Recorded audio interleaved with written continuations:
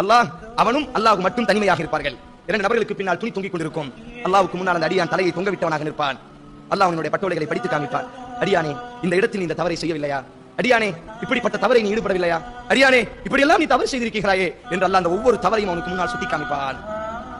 நடியான் அழுது கொண்டே சொல்வான், நாம் யா ரப்பி, எனது கருணையாளனே, என்னை படைத்த ரப்பே, நான் அந்த பாவம் செய்திருக்கிறேன் யா அல்லாஹ், நான் அந்த பாவம் செய்தேன் யா அல்லாஹ், நான் அந்த பாவம் செய்தேன் யா அல்லாஹ், நான் அந்த பாவம் செய்தேன் யா அல்லாஹ் என்ற நடியான் அழ ஆரம்பித்தவுடன் அல்லாஹ் ரப்புல் ஆலமீன் சொல்வான், நண்பு அடியானே, நீ கவலை அடைய வேண்டாம், உனது கால்கள் நடுங்க வேண்டாம். உலகத்தில் அந்த பாவத்தை நான் மறைத்து வைத்தேன், உலகத்தில் அந்த பாவத்தை நான் வெளிக்காட்டவில்லை. நீ எனக்காக வேண்டி வாழ்ந்தாய். நீ பாவம் செய்தாலும் என் பக்கம் நீ மீண்டு வந்தாய். நீ பாவம் செய்தாலும் என்னை மன்னிக்கக்கூடிய ரப்பு ஒருவன் இருக்கிறான் என்று அந்த பாவத்தை விட்டு திருந்தினாய்.